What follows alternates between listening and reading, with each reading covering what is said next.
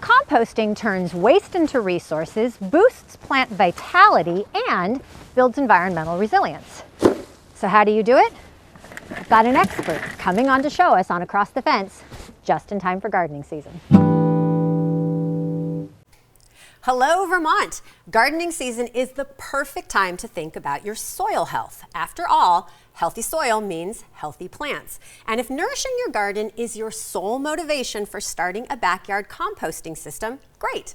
No matter what, you're contributing to the larger goals and greater good of International Compost Awareness Week, which just happens to be being celebrated this week.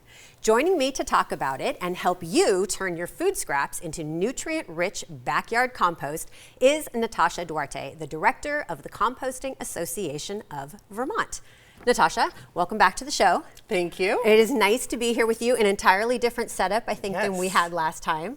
Last time we were talking about the Vermont Organics Recycling Conference, right? Yeah, How the did it go? Recycling Summit. It Recycling went Summit, great. how'd it go? It was our first time in Montpelier. It went really well. And for any listeners who might have not been able to participate, all the sessions are recorded and now available at compostingvermont.org. Right. Super, there you go. So if you missed it the first time around, you can still go back and learn a little bit more. That's right. Yeah, well, and today, now we're talking about the International Compost Awareness Week, which I have to admit, I did not know was a thing. So tell us a little bit about it. Yeah, this is International Compost Awareness Week. It's the largest educational and outreach initiative of the compost industry. It's celebrated worldwide.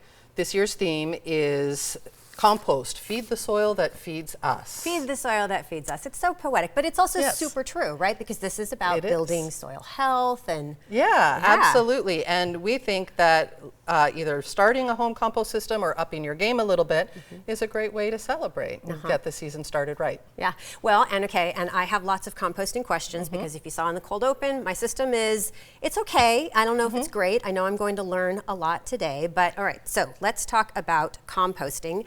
Step one, food scraps. We all have those. Vermont has a state ban on putting food scraps in the landfill, so we should all have these. And then you've got a backyard system. So what kind of systems are there that folks can use to do composting? Yeah, so there's all kinds of bin systems. There's wooden ones like this. There's plastic bins. There's also tumblers. We've got a graphic, I think, that's going to show some of those different types that we've got out there. Great. And they come in all different sizes. So this is just a sample that you're seeing now on the screen. Okay. And so typically we can find some system that will work for just about everybody. Okay. Do you have any preference among any of these? I used to have a tumbler. What do you think about tumblers? Tumblers are great. They're a little bit different. We actually have a tip sheet on choosing a tumbler if you want to do a tumbler, and so that'll be on our compostingvermont.org. Okay, and I know that what we're going to do today is not necessarily applicable to the tumbler either, right? Because we're working with a more sort of static system. That's right, and I'll talk about some of the differences and how to just like quick tips about how to vary it if you have a tumbler. Okay, good. So let's talk about this little guy.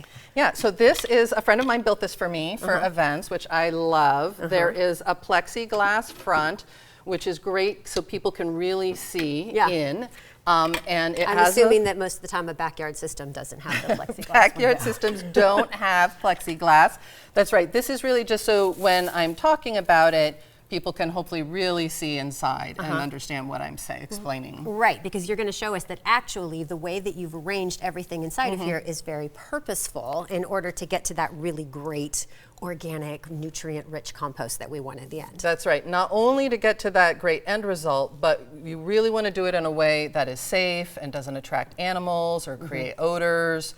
And so the way I'm going to be talking about today is kind of like a slow but foolproof way to do it without causing problems. Okay, all right. So I know that we are layering. Obviously, food scraps are a layer. What else do we have? What else are we working with? So a lot of people sort of forget about carbon or the browns. When I get calls, often I'll say, I'll start, troubleshooting their home compost system. I say, what are you using for browns? And they go, browns? They're like, I don't know, what is brown? And so I'm using they've brown food. Many people actually just empty food scraps into a plastic bin or tumbler and are somehow surprised when it's gross and stinky. I have been all of this. I have done all of these things. You sort of end up making more like sludge and soupy, sort of nasty. It can be gross and disgusting. Smells. Yep, Yeah, definitely does. Like you said, it attracts the critters. It does. And so browns are really, the straw is browns that's in here, or hay. We have leaves, dried leaves. Is it oftentimes things that are sort of desiccated or dried? Desiccated or dried, and Okay. actually if you keep them dry, then it can do double duty. It provides the brown or the carbon, but it also absorbs that moisture. Okay, so maybe a good idea is keep like a trash can, a covered trash can or something I have near. a covered trash can right next to my system with actually a yogurt scoop in it that I use for the browns. And what I use and what my favorite brown is actually wood shavings. So the wood shavings here are higher carbon than the leaves, so you don't need as many of them. And the shape of them, just really they excel at both absorbing moisture and odors. Sure, it's the reason why we put this like in the bottom of our pet cages and things Exactly, too, right? and you can actually use that material even if it's soiled. That's great material for browns for a compost system. Okay, all right, so we know about our browns, we know about our food scraps. Now how do we do it? How do we do it? So if you're using a bin, even the plastic bins are fine. Hopefully you can see at the bottom there's some sticks crisscross at the bottom, and what that does is provide space for air to come up into the system. I like to have people think about composting as you're really keeping those the microbes that are doing all the work. They're kind of like your outdoor pets, and so they need food, which is the browns and the greens. They need air and they need moisture. So the sticks at the bottom here are really to just provide that base, and you want like 6 to 10 inches. You can use sunflower stalks or like anything like that that'll just provide some structure. And then what we're going to do, you can use leaves or straw or hay for this, is you're going to build a nest. So a really fat nest, maybe, of course this is to scale, right, because this is a smaller bin. Yes. But this is not actually her backyard system. This is not my backyard system. This is just for teaching purposes. Okay, so larger than this, but we're building up a nest. You're going to build up a nest, and you want it to be 8, 10, even 12 inches fat. So, so nice fat layer. If they're, obviously I don't have it in the front because we want people to see through the plexiglass, but you would do this all the way around, a nice big fat layer. And then we start adding, that's where you put your food scraps. I'm wearing gloves because this is a small bin and I don't want to spill my food scraps everywhere. But and because Natasha is like, why do I want to have my hands all covered in coffee grounds? You don't have to do this. But so this is just my home compost, and so you would start layering. Normally you would just drop this in. So we've got coffee grounds, some eggshells, fruit. Now if you're using leaves, you want to use at least as many leaves, as thick of a layer of leaves as you have the food scraps. So you just cover that up. So you don't have to push it down, but just cover that up. And, and actually, should you push it down? Because of course, if we push it down, then we're kind of like we're reducing the air. Reducing the air, in there. So you don't have to. Yeah, you can just leave it loose. You want a big fat layer of carbon, and so remember, the browns are biofilters. So this prevents the odors from getting out, and it also helps absorb that moisture. So now we're going to do another layer. Here we have some onion peels, more coffee, because boy, we drink coffee at our house. And so you can, like if you're using then a type of filter, a coffee filter that is compost safe as paper, then that can go right into there as well? That can go right into there. I don't recommend tea bags, however, because there's a lot of plastic now that's used in tea bags. What about paper towels? Paper towels are okay, as long as, again, some paper towels have that plastic woven through. And you don't want plastic because that's not going to break down. So as long as it's paper product, like a fiber-based product. So fiber-based products, fine, paying attention to what is going into our composting scraps. So we have another layer here, and this time I'm going to use these wood shavings. Now wood shavings, because they're so much higher carbon, you really just need to cover the food with it. So you don't have to do a big fat layer, you just cover it. And this really excels at preventing odors. And I will tell you, actually, 2 days ago, we had evidence of bear at our house. My husband took a picture of a nice bear paw track.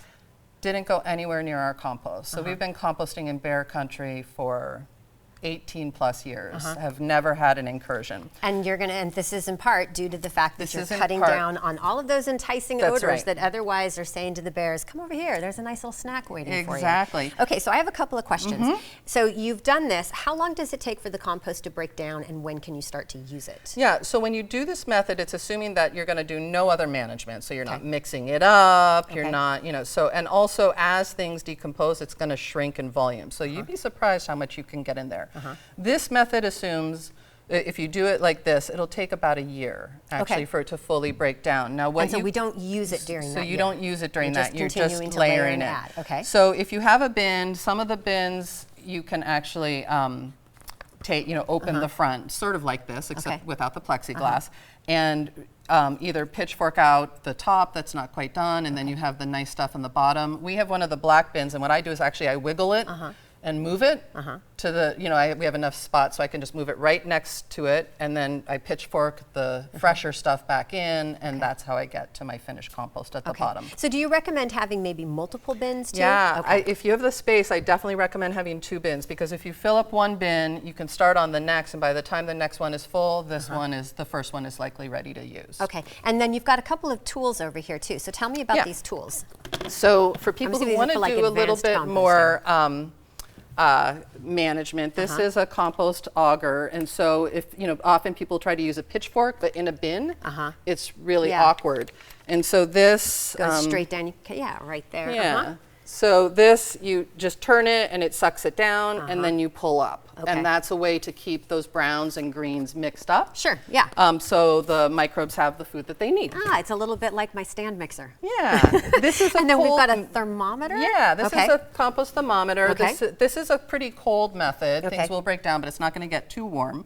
But if you're doing more management, you might get up to 80 or 90 degrees, and sometimes it's kind of fun to have a little backyard thermometer that you can stick in. So you can check on your pets. That's right. You can check on your pets. Well, I want to ask you too. So now Composting Vermont's mission is bigger, right, than just building healthy soil. Do you want to talk a little bit about how this fits into the larger picture of healthy soils, healthy communities? Yeah. So part of the universal recycling law that actually bans the food scraps from our landfill is this Vermont food recovery hierarchy. And so it's just a reminder to everyone to first really try to source reduction. That's limit the waste that we produce to begin with. Really understanding that there's transportation and energy and all of that goes into it. And then if it's edible, we want to get that edible food into the charitable food system to feed our hungry neighbors, and then to animals if possible, and then composting. So no composter wants edible food in their systems. Right. So essentially, it's kind of like the last thing that we come to, but obviously when we're doing it, then this is now adding a whole new layer, whole new layer of ways that we're helping to take care of our soils. That's right. Excellent. Thank you, Natasha, so much for joining me today. This has been fantastic. For more information on International Compost Awareness Week and the Composting Association of Vermont, Composting Vermont's website is right there on the screen. And as always, Vermont, thank you for learning and exploring with me today, and thanks to the team that makes Across the Fence possible. I'm Amy Finley. This is Across the Fence. Come back and let's learn and explore again tomorrow.